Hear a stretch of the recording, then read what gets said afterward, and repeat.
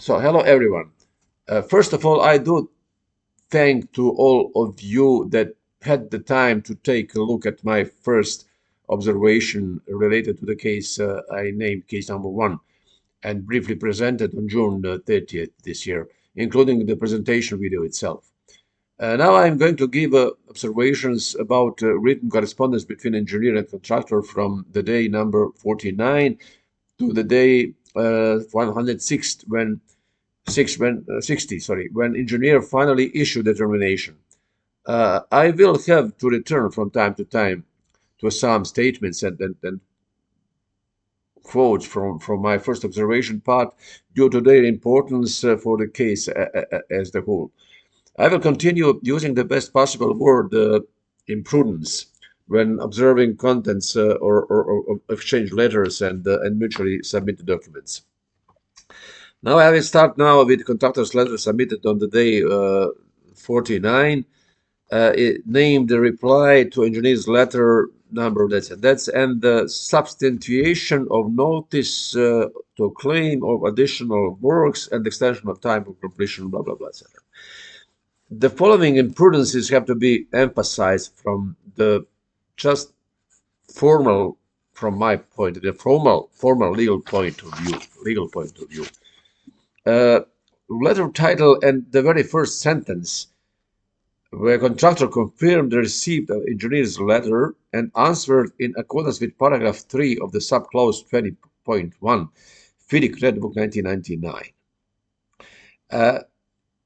This title is very interesting. Although the paragraph 3 subclause 20.1 requires the contractor to submit any further notice or substantiation, it doesn't invoke any new time frame between critical days 28 and 42.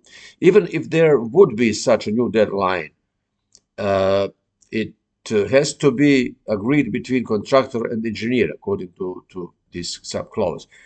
As written there, I think proposed by contractor and accepted by engineer.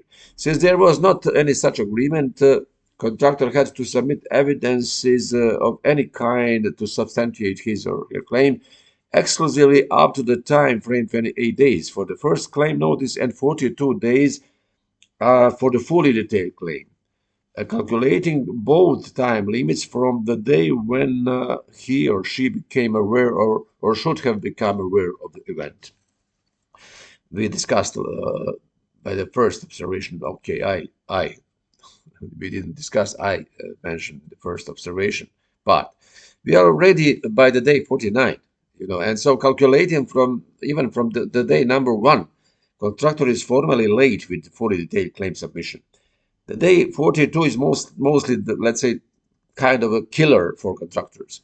Though FIDIC offers very often a very simple solution to prevent a late submission, particularly if this is about event with continuous effect, as it is obviously the case here. This is a so-called fully detailed claim which shall be considered as interim one, and the FIDIC allows that. I'm underlining this word shall. It is not. It's written shall, not may. It's in FIDIC. I didn't number, but I'm going to number once. How many words shall and how many words may you have there? So contractor should have submitted lately on the day 41 his or her fully detailed claim with particulars, evidences as substantiations, and he could prepare up to this day. It doesn't have to be the whole what he is going to collect during the time. He or she is not even obliged to highlight that it is about an interim claim, because it's understandable. It's understood by FIDIC, interpreted as an interim, if it has continuing effect. But okay, I recommend to mention it. Again and again and again, contractor refers to the subclause 1.8, care and supply of the documents. And here are two things to highlight again. First of all, subclause 1.8 doesn't offer entitlement to any financial compensation or any extension of time, compensable or not compensable. It just deals with documents errors and must be always paid with some other subclause or linked with more of them, let's say. It's possible also if necessary, if needed. The secondly, the notice is in accordance with 1.8 must and can be exchanged only directly between parties. It's quite very clearly written in the last sentence of the subclause. Since engineer is not a party, is let's say a third party, or is not a party, particularly in the FIDIC 1999, where he could be even the employee or employer. Since he is not a party, when refers on subclause to subclause 1.8, contractor had to address only and explicitly to the employer, and legally such notice could be rejected as invalid, even by engineer, by DAB, by judge, by court, and since it's not formal, engineer is acting as employer's employee also, but even he fails to act impartially, taking into consideration all circumstances, you have to write a letter. I suggest write a letter to contractor, and if you really want to make also engineer known about that, make another letter, another submission, another notice, and send this to the engineer with copy again to the contractor, so the both can be sure about your intentions. And the third issue is that the subclause 1.8 is also an improper way to argue a missing BOQ item. This is not the way. The missing BOQ item is possible to argue only through this, how to say, this measurement administration and these variation procedures. The contractor yet tried to initiate variation procedure, but I think in the wrong way, proposing at the same time a letter to engineer to look at this letter as the contractor's variation order proposal. And we cannot speak about variation order proposal from contractor. This is, for me, always was strange. And he proposed there some subclause of 13.1, paragraph E, which is talking, I think, about any additional work. These are namely the possibilities that where contractor can find the let's say the reason to ask the engineer to initiate variation, to issue instruction and issue variation. Reference to the subclause 1.5 to the priority of documents is also it mostly doesn't help in such cases, since the specification and drawings are mostly precedents to the BOQ, and which is quite understandable, since the BOQ must be, let's say, a smaller scope. This is let's say the schedule of the different things, and is limited. It has a limited paper plate, so to say. And the technical specification drawings are these documents which are describing the things much better and what is necessary to do.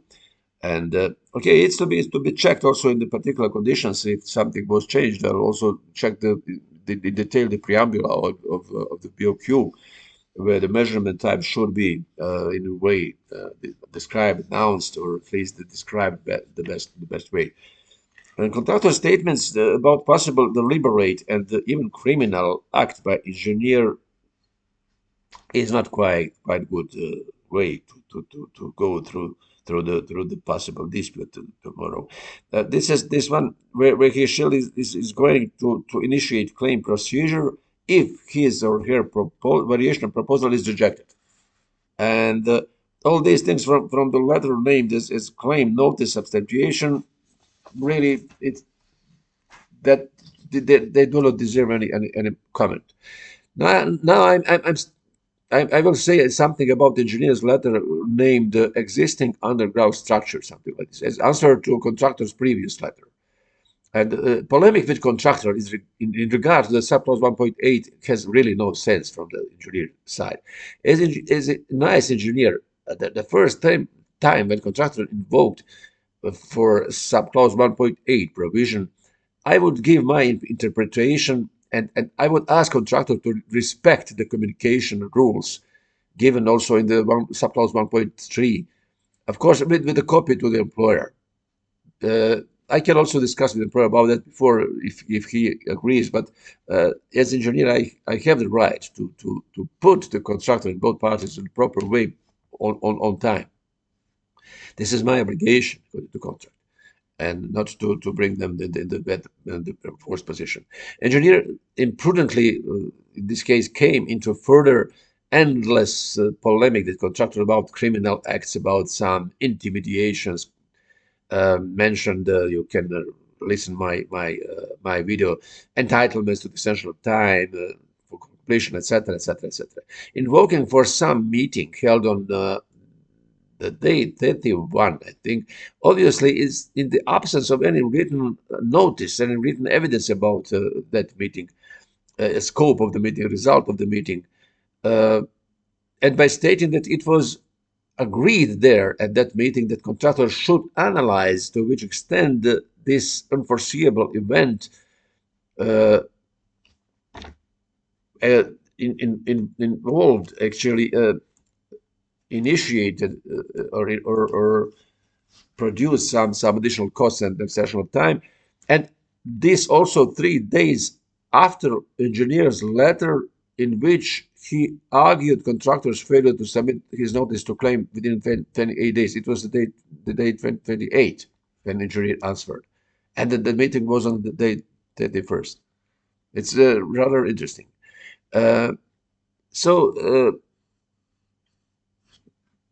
this is 3 days after that, this failure to submit his notice to claim within 20 days, it was also imprudent, so to say. It was engineer's obligation actually to organize meeting with both parties or separate with each party, trying to reach agreement. Hereby, engineer admits that there was at least one meeting, but obviously on formal scenes there is no any minutes about. And my recommendation is never mention engineer, mention on anybody, never mention in written any formal or informal non-paper agreements. This is not the way. Confirmation that contractor is entitled to pursue with her initial claim, despite the fact that FIDIC doesn't recognize at all the term initial claim, and stating at the same time that meeting is unnecessary if contractor decided to proceed with claim, or everything done by engineer, formally makes the claim still alive in a way, because you at the same time you are allowing the contractor, you confirmed his entitlement, even you previously argued that. Claim and fully detailed claim submission deadlines become in that case rather disputable and disputable. So sorry. Let me now comment the contractor's letters submitted on the submitted on days 70 and 71. There's the day 70. It was the letter named as a response to engineer's letter from day 64, and the second one was the submission of the claim on the day 71. Instead, to use engineers' imprudences observed above, and possible engineers losing the 28 and or 42 days time bar shield, contractor continued with polemic about subclauses 1.8, 1.5, missing BOQ, engineers' general behavior, unprofessionality, etc., and put in a way the ball back to the engineer position and his hands by imprudent statements contradicting each other. For example, she, contractor, in the same time on the day 70, argued first that the engineer's failure to issue the termination, and immediately thereafter confirmed that she, the engineer contractor treats engineer's reply as negative decision according to the same subclause 3.5 determination. Furthermore, the contractor on the same day, day 70, imprudently stated that this negative determination leads him to submit, as she stated, in the shortest period, the claim for additional time and costs about removal of underground structure, forgetting that against engineer's determination, she can only submit a notice of dissatisfaction NOD, informing even engineer and employer about her intention to maybe to put dispute before the DAB, and he cannot claim this.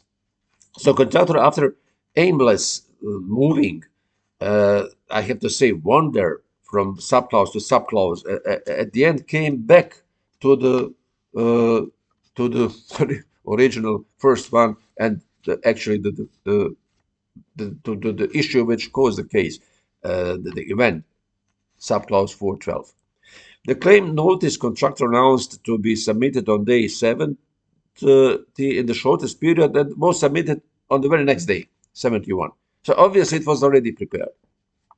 And then nobody can prepare, let's say, tens of hundreds of pages. Maybe it's possible, but in detail, it is rather difficult to understand.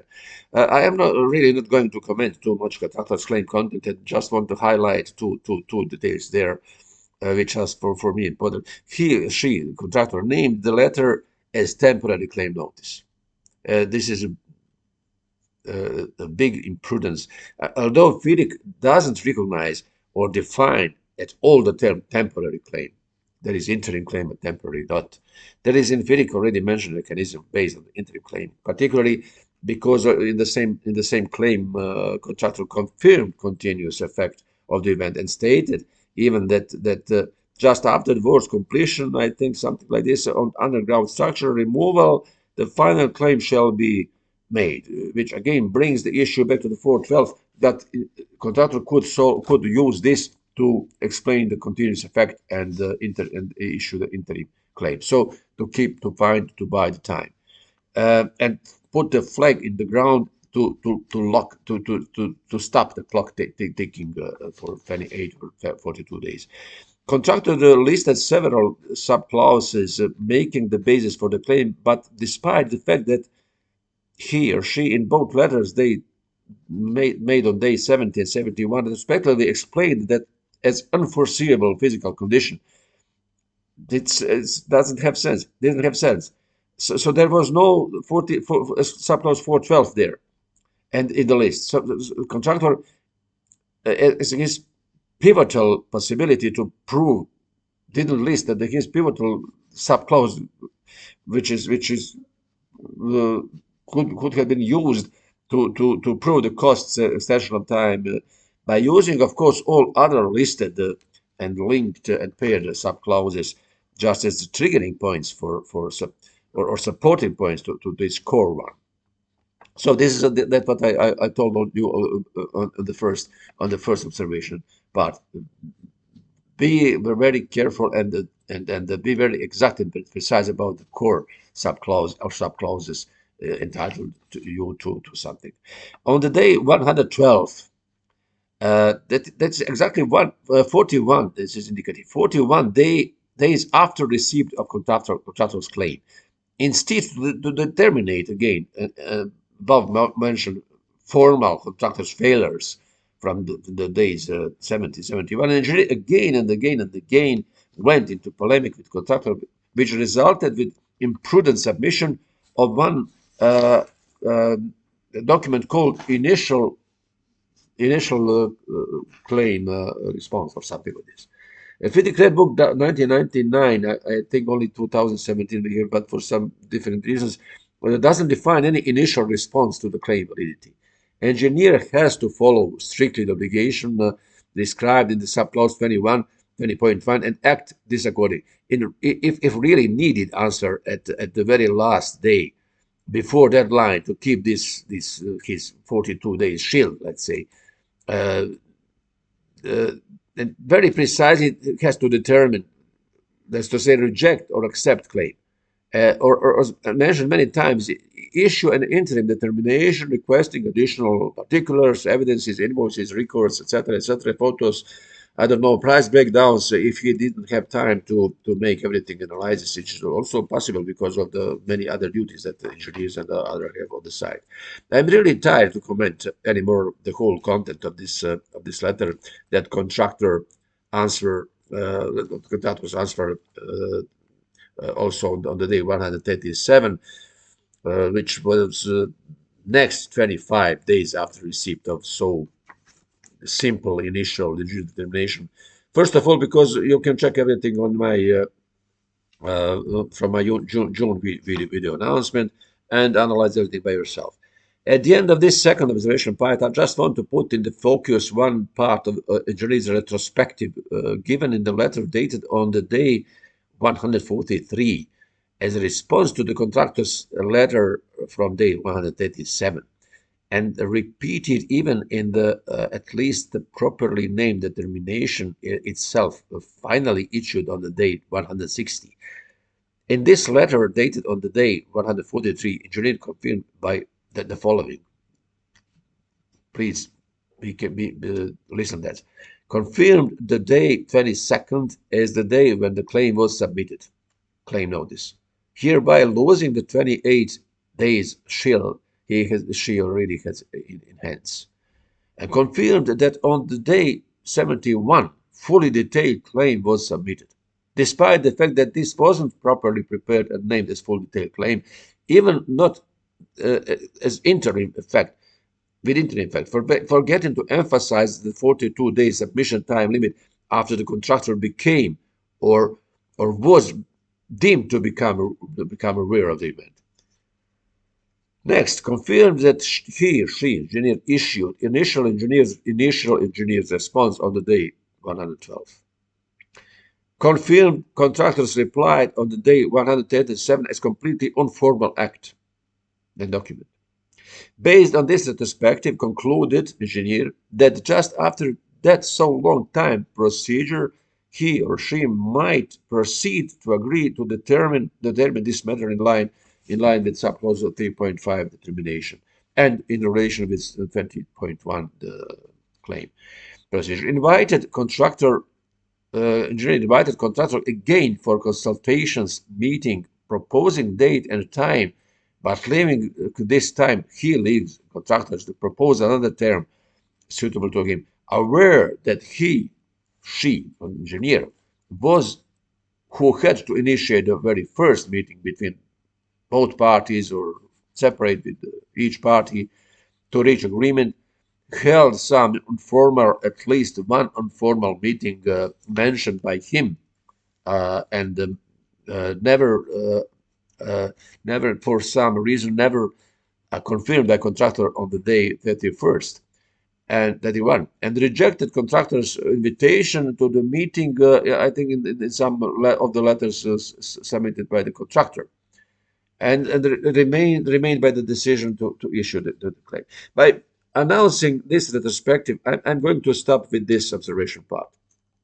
This case eventually escalated to a dispute that could be subject of my next observation part if and when I decide to do that, to answer that. But there I would speak more about some other facts and events in detail about engineering determinations in general, content about mutual obligations regarding the programs or rules, and finally about coming the case before the DAB with my proposal to the parties to withdraw from DAB rather than to try endlessly to defend many obviously broken administrative chains, let's to say.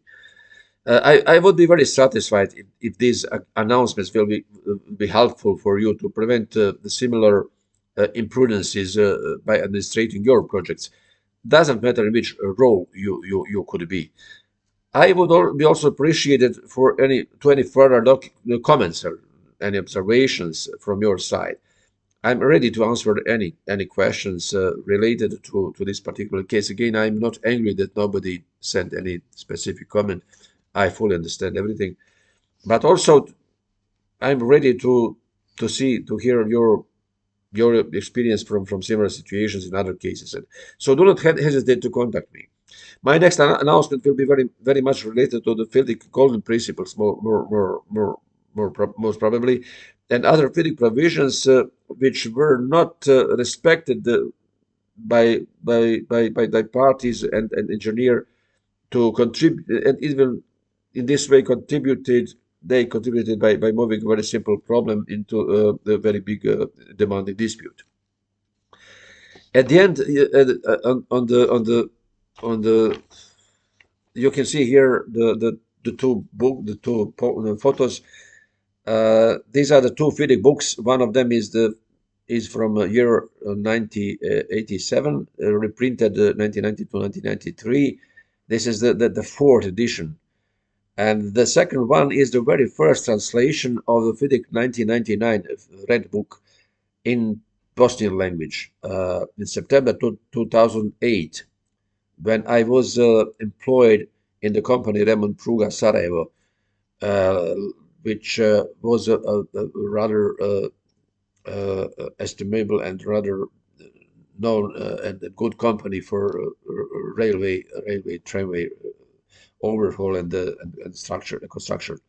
Uh, I was the member and even one of the initiators of this translation and in general of establishment of a local FIDIC organization today known as UKI at that time, also UKI BIH. This is translation of Association of Consultants Engineers BIH.